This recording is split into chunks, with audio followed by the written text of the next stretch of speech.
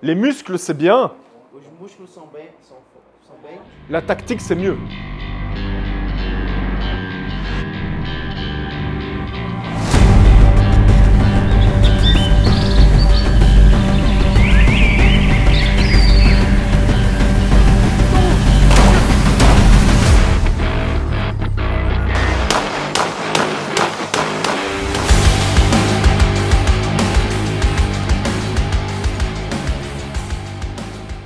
Alors, qui je suis? Moi, je me nomme Anthony Hardy, je suis policier en Belgique depuis 20 ans. J'ai toujours fait au long de ma carrière de l'intervention.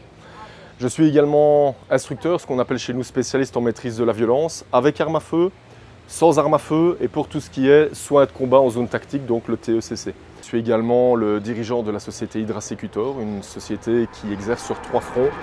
La formation, les entraînements tactiques, surtout axés sur l'étranger. J'ai également l'expertise opérationnelle pour les équipementiers, donc les gens qui fabriquent du matériel pour la police. J'ai régulièrement l'occasion d'expertiser ce matériel. Et puis j'ai un autre axe qui est le cinéma. Tout au long de ma vie, j'ai pratiqué des sports de pied-point, du sol, self-défense, notamment en Belgique avec Fred Mastro. Vous savez Karaté Bushido vient de lancer sa nouvelle web TV? Ça s'appelle karatebushido.tv. Ils se sont décortiqués pour trouver le nom.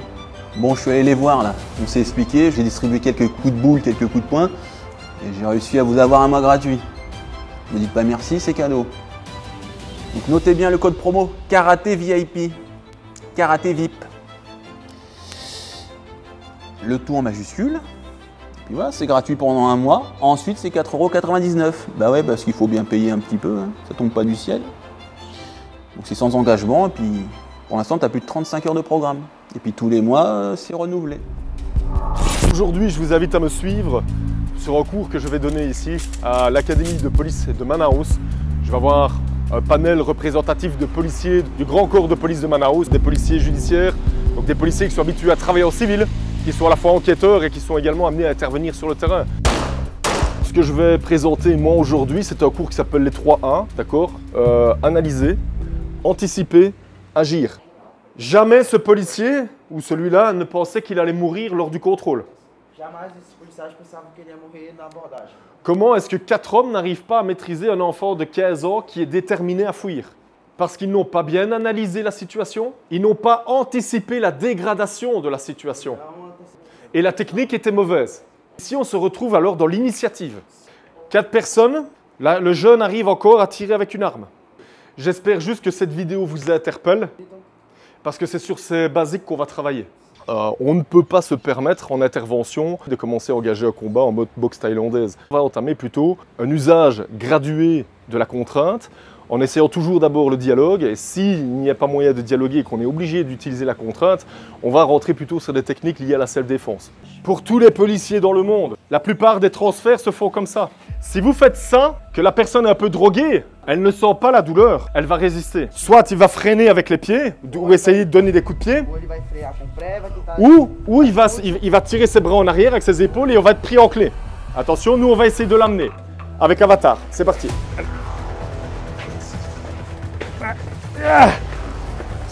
Ouais, c'est compliqué. C'est compliqué. S'il y a 100 mètres à faire, vous êtes fini. Si ça traîne et que ce n'est pas professionnel, les gens vont vous jeter des choses sur vous. Laissez-moi vous montrer ma solution. Comment est-ce qu'on va l'emmener, nous, au véhicule là-bas? On va tourner la personne. On va rentrer le bras ici. On est 2 moteurs contre 1. Tirez la tête en arrière pour le déséquilibre. Tu résistes? Allez, c'est parti. Maintenant, ils vont me le faire en marche arrière et je vais résister.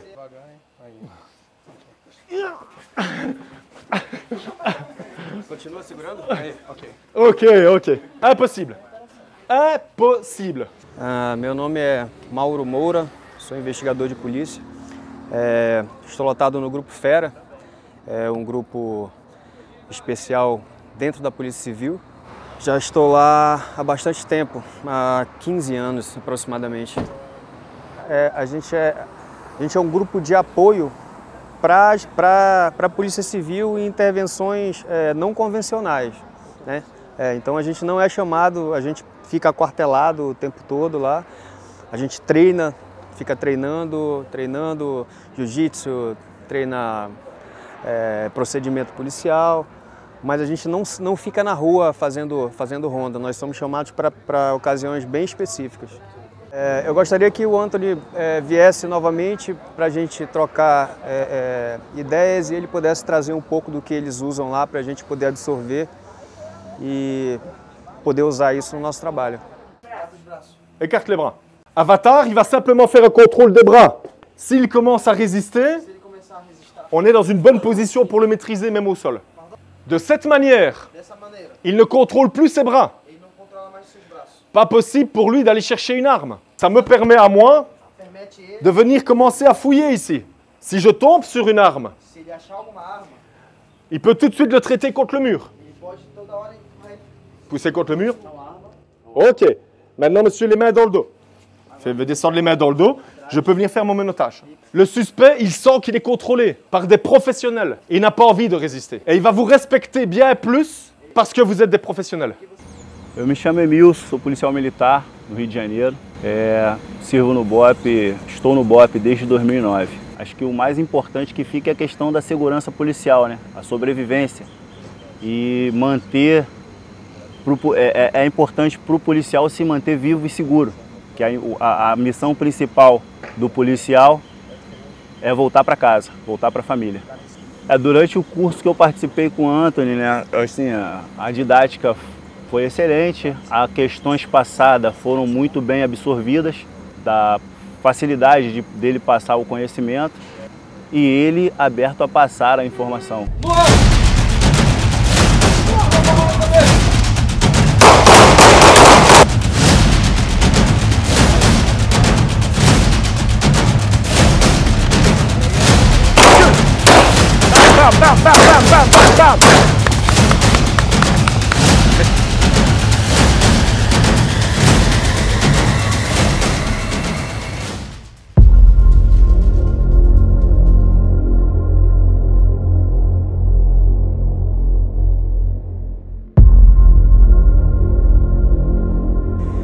Alors voilà, on vient d'arriver ici au COI, c'est le groupe des opérations spéciales ici à Manaus.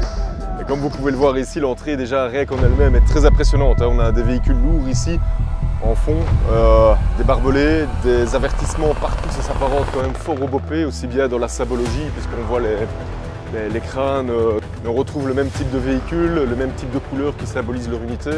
Le logo de l'unité, composé de restes de munitions, de vieilles douilles d'usagers. Et ce que vous voyez autour ici, ce sont des instruments venant d'indigènes d'Amazonie qui ont offert ces armes, arcs et flèches, en remerciement. Des exploiteurs d'or sont venus sur place et ont essayé de décimer la population indigène. Le COI est venu à leur secours et ils se sont fait remettre ces cadeaux. C'est une belle symbolique. Ce qui se passe maintenant, c'est qu'on a été invité à nous installer dans une salle de présentation ici où le COI fait habituellement ses briefings de départ en mission. Et nous avons le commandant de l'unité en personne qui s'est préparé pour nous faire une présentation un peu de leur mission, de leur quotidien, de statistiques sur leurs interventions, etc.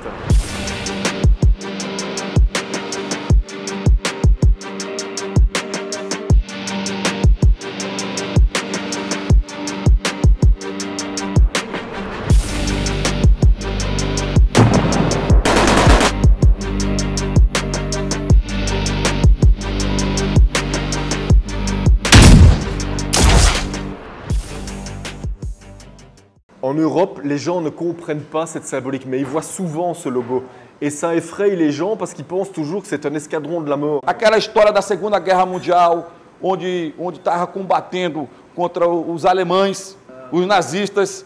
Aí chegou os ingleses, viram um crânio e cravou a faca na caveira, simbolizando a vitória sobre a morte, a vitória contra o mal, bem contra o mal. Alors ici, le commandant nous explique que lors d'une opération, ici, on voit un bouclier humain qui est constitué de personnes qui se tiennent les bras. C'est une prise d'otage sur laquelle ils ont dû intervenir.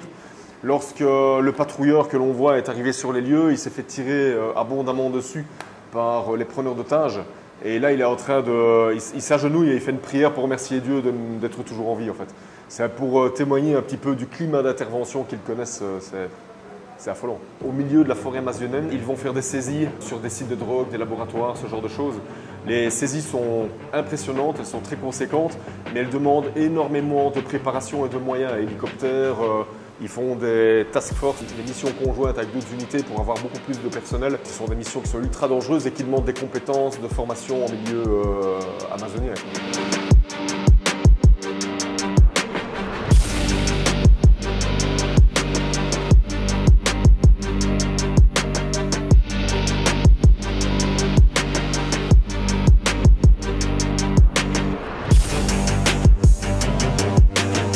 L'Amazonie est un milieu très particulier et ces mecs bénéficient d'une très longue expérience dans le domaine et donc c'est pour ça que de nombreuses unités viennent les voir. Ils ont 2 uniformes, donc ils portent un uniforme noir avec l'écusson noir pour le travail en ville et ils portent l'uniforme vert et camouflage forêt avec le badge vert pour les missions dans l'Amazonie. C'est une unité qui a beaucoup de background et c'était vraiment un honneur de venir les visiter.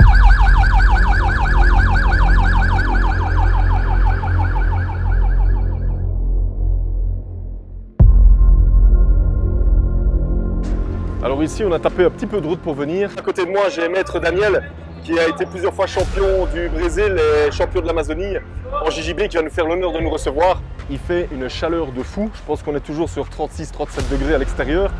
Et il n'y a pas de climatisation à l'intérieur. Donc ça va être un véritable challenge de rester là pendant tout le coup avec de simples ventilateurs. Je vais découvrir les lieux en même temps que vous. Je sais juste qu'apparemment c'est une assez grande académie ici à Manaus.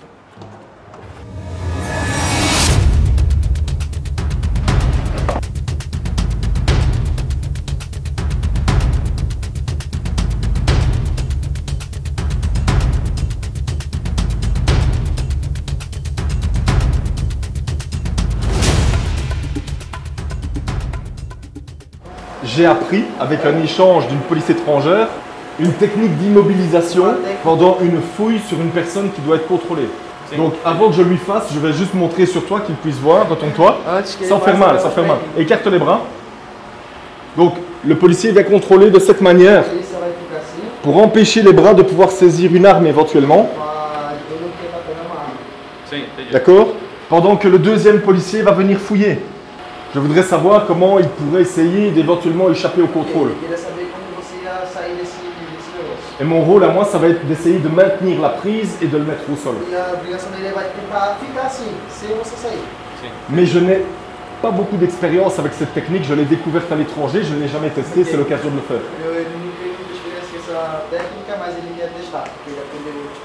Si? Je peux lui demander de se retourner?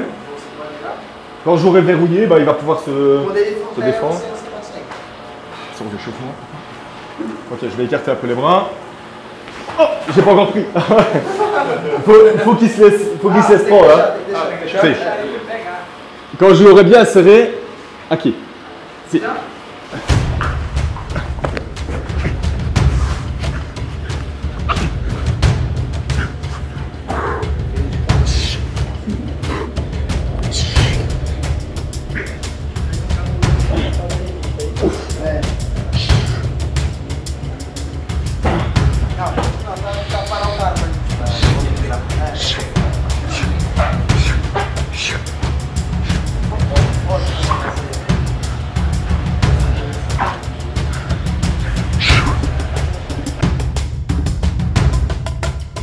Bah, tu me dis quand c'est bon. T'as bon? T'as bon. Obrigado, maestro. Alors, quelques explications très rapides ici. Le but étant justement de pouvoir contrôler la personne qui paraît collaborant dans un premier temps, pour pouvoir effectuer une fouille relativement en sécurité sans qu'il puisse se servir de ses bras pour attraper une arme quelconque.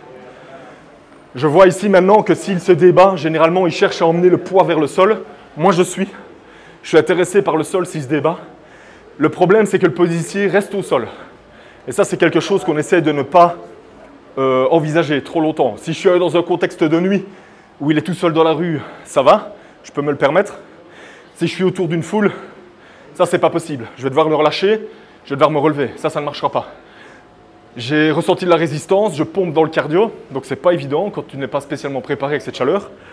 Mais j'aurais aimé savoir ses impressions, lui, par rapport à ça. Imobilização tática, ela se torna eficiente, né? Porque a partir do momento que começa a trabalhar forçando minha nuca, aqui a minha respiração vai parando, ela vai travando. Aí trava, aí você não consegue sair, porque você fica preocupado aqui no pescoço e começa a ser imobilizado. Ce que je voulais surtout voir, c'est si un maître expérimenté comme lui en jiu-jitsu était capable de faire quelque chose contre une prise ferme et définitive de quelqu'un qui a, par rapport à lui, une certaine hauteur, qui sait avoir une bonne prise, parce que toutes les morphologies ne se prêtent pas à ce type de technique. É complicado. C'est difficile. Maintenant, ce n'est pas adapté à tous les policiers. Mas não é adaptado a todos os Il policiais. faut juste les petits, contre les grands, celui ou celui qui n'a pas de force va éprouver des difficultés contre lui. Hein. Não é adaptado a todos os policiais, que é pequeno, grande, que não é forte. Não é adaptado. É técnica. É, sim. É técnica. Obrigado. Técnica. Muito obrigado. A gente vai vou estar mostrando para vocês agora uma técnica de imobilização perfeita, tá? Quando o jiu-jitsu ele foi trago pela família Gracie, né, para o Brasil, né, quando veio para o Brasil o jiu-jitsu, quando foi para o Rio de Janeiro, o jiu-jitsu ele foi criado para defesa pessoal, né? Então a gente vai fazer uma posição aqui de imobilização perfeita, né, que é a imobilização de joelho na barriga. Por que ela é uma posição perfeita?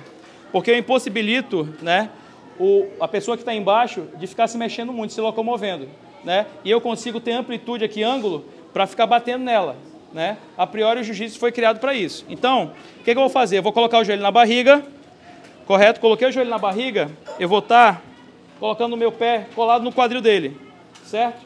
Então aqui, ó, eu domino o braço e domino aqui. Marcelo, tenta sair devagarzinho aí, ó. Eu vou girando, ó, e tá pesando, olha aqui nele, ó, a expressão dele, tá? Então daqui eu consigo ter ângulo para bater, tá certo? Mesmo ele tentando levantar o quadril, levanta o quadril. Ó, eu tô aqui, ó, colado nele. Então eu consigo bater nele, correto? Então ela se torna uma imobilização perfeita, tá? Que eu consigo ter ângulo para bater nele e consigo colar meu joelho e meu pé junto do quadril, tá? Eu vou estar colando junto do quadril aqui, tá? E daqui eu parto para outra posição. Ó, eu tô aqui, coloquei o joelho na barriga, peguei o braço, giro, ó, vou dar-lhe armlock, ó, armlock, levanto ele bate. O meu pé, ele fica basicamente travado aqui no quadril dele. Tenta sair, Marcelo. Entendeu? Ó, vou dominar, vou pesar.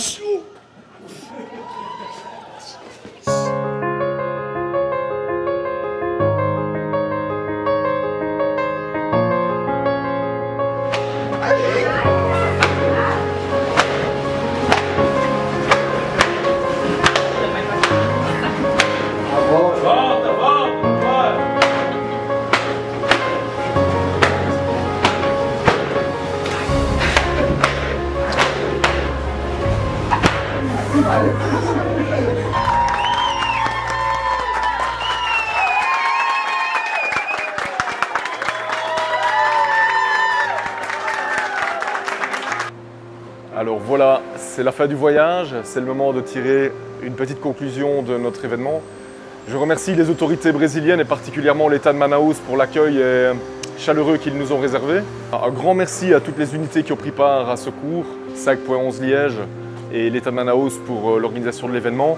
Merci à Caio et Roberto pour la traduction. Je remercie également Maître Daniel qui m'a reçu avec l'équipe de Karaté Bushido au sein de son académie de Jiu-Jitsu. Un grand moment de partage ici au Brésil qui ouvre de nouvelles portes puisque avant de repartir ici dans mon pays, je repars avec des propositions concrètes de collaboration future. Donc voilà, je me réjouis déjà de revenir dans ce magnifique pays.